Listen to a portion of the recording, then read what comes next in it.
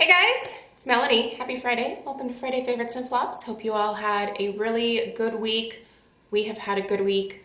We're excited for the weekend. We have a couple projects in mind and also just relaxing, which sounds delightful. I can't believe that this is actually the last weekend of the summer. It took me a second to realize that, is it next weekend that's Labor Day weekend? Yeah, I think so. Yeah, next weekend is Labor Day weekend. That's crazy. Crazy. Stella and I have yet to gather school supplies and get a situation set up. I'm trying to let her kind of enjoy the last little bit of summer here. But I think maybe next weekend we'll make a trip to go buy some school supplies and get her desk set up for some homeschooling because that is what we are doing for the first part of the school year. I think some of your kids have gone back to school. Our district decided to not do that. In fact, all of the districts in our area are starting out at home, and then there's hope for possibly going back in November. We'll see. If it's not safe to do so, then we will just continue at home. And you guys are looking at a teacher here. Not what I specialized in college, but I'm certainly going to give it the old college try. Godspeed to all of us, right? Okay, let's get into the beauty favorites. Fun things to share as always. I'm going to start with my hairspray that I really love. Although I don't love the way that my hair looks right now. I didn't realize until I turned on the camera that it kind of looks insane, but it's fine. You guys, I really love this Paul Mitchell Extra Body Finishing Spray. Now, I don't use hairspray the way that most people do, which is to hold your hair in place. The way that I use it is I kind of spray it throughout my hair, and then I let it sit for a minute while it dries, and then I brush through it. I find that gives me some extra texture and grip to my hair. It just makes it feel and look a lot more substantial than it is in, well, real life. And what I like about this one is it does really give me some good flexible hold if I need it, but it never leaves my hair stiff or crusty or gross feeling, which is, I feel like that's a hard feat for a lot of hairsprays, but this one does it really well. So, love Paul Mitchell. Was obsessed with Paul Mitchell in middle school. I've told this story before. I asked my mom for some Paul Mitchell shampoo and conditioner, and she told me that I could either have VO5 or Suave. So I usually went with VO5 because I thought that smelled a little bit better. I don't know. What do you guys think? Also, the White Rain Coconut. Do you guys remember that one? Ooh, actually, I feel like if I could find that White Rain Coconut shampoo and conditioner again at the drugstore, I feel like I would buy it because just the smell of it, I love the smell of that one.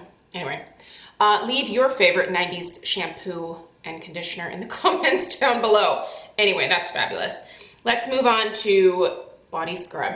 Up and scrubbing my body a little bit. I do every time before I shave my legs. It's one of the things that I mentioned that helped me get rid of my strawberry legs. I did upload a video a couple weeks ago talking about how I got rid of the KP on my legs. And this is one of the products that I use, and I just love it so much. And every time that I use it, I just remember how great this body scrub is and how stinking cheap it is. Personally, the lemon blueberry tart is my favorite scent. This was limited edition, but I think they may have made it permanent because a lot of people love this one. If you want to smell like you are eating a lemon blueberry tart in the shower while you're getting ready to shave your legs, you need this because it smells like the real deal. So delicious, so delightful, but they have a ton of other scents to choose from. They have florals, they have fresh, they have fruity scents. Obviously pick your poison in terms of scents, but just the product overall, it's always the same good, high quality exfoliation at a very inexpensive price. And they do have some really great other scents. Their lychee is one of my favorites, as is I think there's a guava one. Also the banana bread one. Yeah, just get that if you like banana bread because it's delicious. Anyway, lots of scents. Skin, right? Yeah, let's move on to skin. So I've been using this Pharmacy Honey Grail Ultra Hydrating Facial Oil. Typically, I don't use a lot of facial oils during the summer months, mostly because I just don't necessarily feel a need for it. However, this one is lovely. It absorbs very quickly. I do love there is a slight like honey scent to this. It's not offensive at all. It just smells like honey. Like if you were to like open your little honey bear honey thing in the pantry, like that's what this smells like. I find that this one absorbs really, really nicely. Not as quickly as squalane oil does for me, but this one is, I feel like it's equally beautiful in terms of performance with my oily skin because it doesn't feel heavy or oppressive. You know, and there is a time and a place for like a heavier oil, like a marula or, you know, something like that. But I find that this Honey Grail and still the Biossance Squalane oil are quickly becoming my two favorite go-tos. So if you haven't tried this one, it's really, really nice. I have to give another plug for this, you guys. I am loving this. I think this has been in my last 3 Friday favorites and flops. That's when you know that something is really rocking my world. The Peach and Lily Glass Skin Refining Serum. It's so good. As part of my morning routine, you guys, I just love the way that it does. It gives my skin a glow, but not an oily sheen. I mean, maybe on camera, it looks like my enormous forehead might be shiny, but in real life, it's an actual like glow, and it's coming from underneath my powder foundation. Like this is a magical morning serum. I would highly, highly recommend checking this one out. It is a little bit more expensive. I think it's like 39 bucks or something. I can't remember the exact price. I always put links down below, guys. I picked this up at Ulta. I just will not be without this going forward. So I promise I won't put it in next week's Friday faves, but I love it. I love the way this makes it's just glowy without being greasy or oily. I love it. Also, I always try to not use this because I have so many other eye creams that I also enjoy and that I think are really, really good.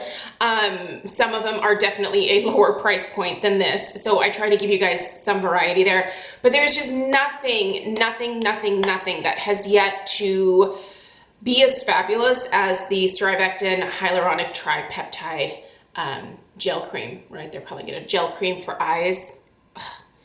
I've already finished one of these. I don't need another backup right now. I always say like, oh, I need a backup. I don't. I have so many eye creams, you guys. But this is one where when I do finish it, it's an automatic like repurchase for me every time I finish it because I just want to have it because it's when I want to use it, like I really desperately want it. It hydrates so beautifully. It absorbs instantly. It doesn't cause milia. Really none of the things that I use do because that is an issue for me with certain eye creams that are too rich, too occlusive, too heavy.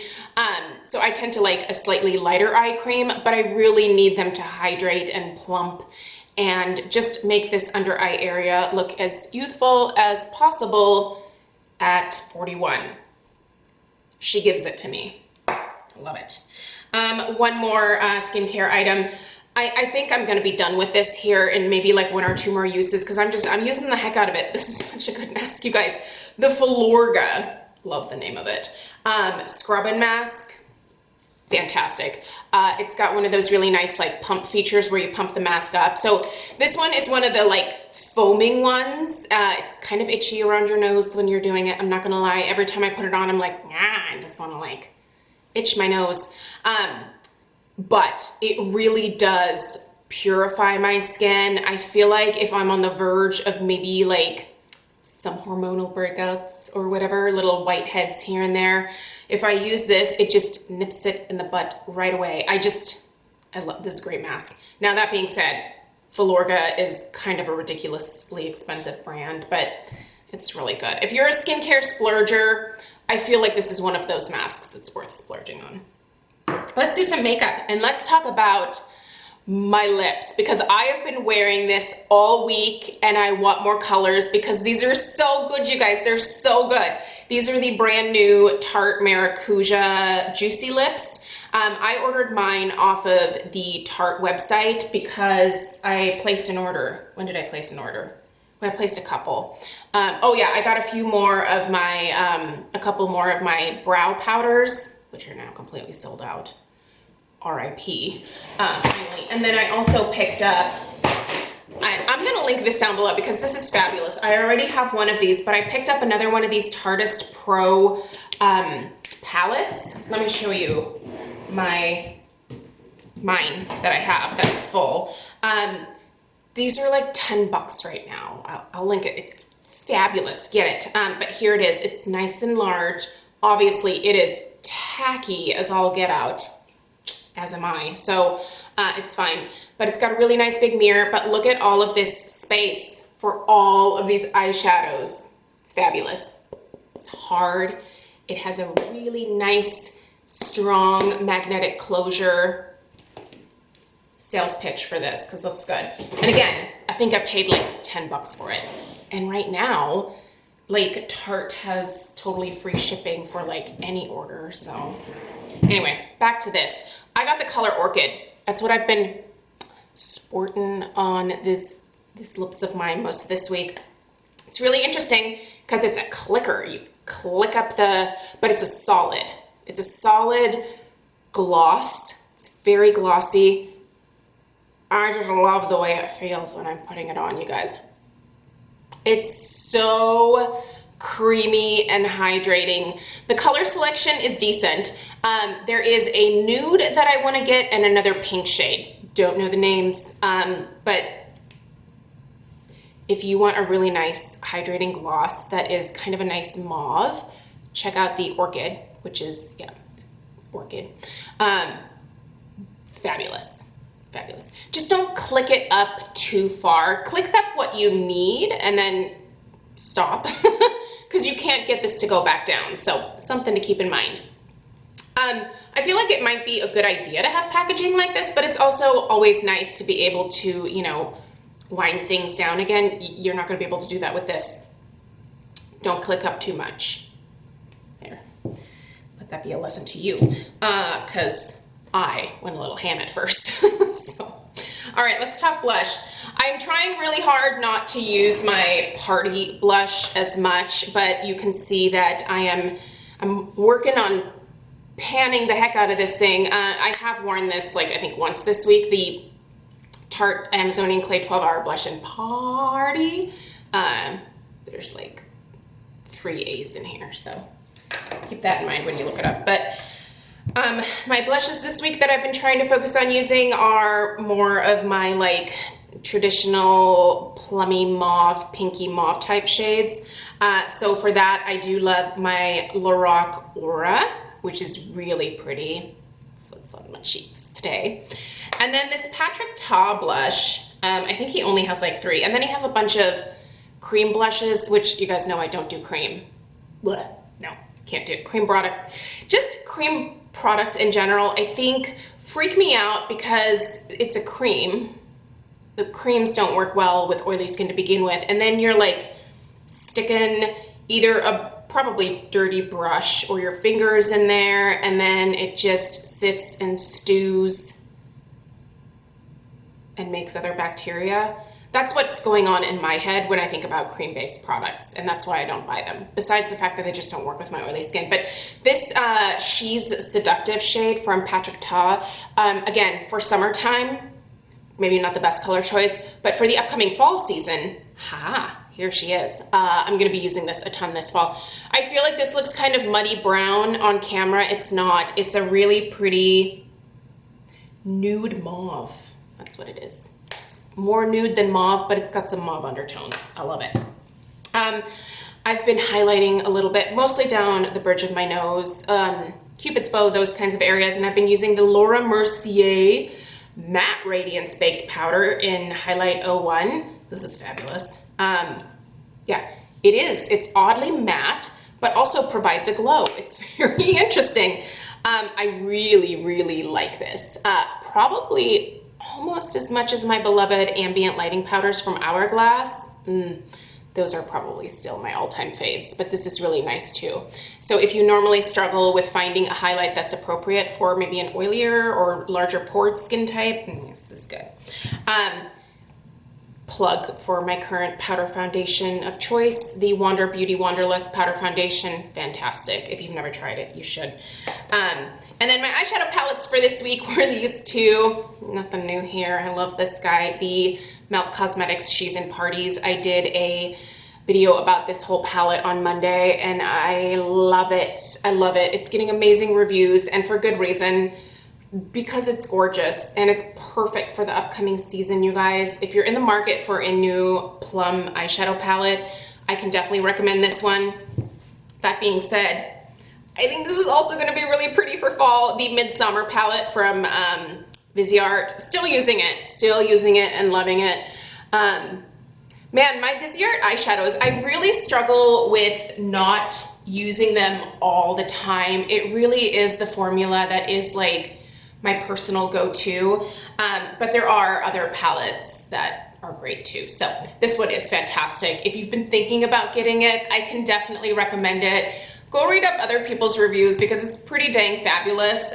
There's some fallout, but these colors are beautiful and they're so pigmented. It's great. Definitely much better second experience with Melt Cosmetics than my first experience, which was like, man, not great in my eyes. This, complete opposite, fabulous. Okay, that's it, you guys. Have a really great weekend. I do have some fun home fragrance videos set to come up for the weekend. So if you're interested in some fall transitional scents, if you're not ready to go full pumpkin, I've got some transitional suggestions for you. And then on Sunday, I actually have 2 candle reviews. I have so many candles that I need to review for you guys right now. So on Sundays, I might be uploading at least 1 or 2 videos for the next few weeks to get all the information out before probably most of you are actually shopping for your fall things, because I realize that I am a little bit of an anomaly when it comes to getting started with fall right now. All right, you guys, have a great weekend, and I'll see you in the next one. Take care. Bye.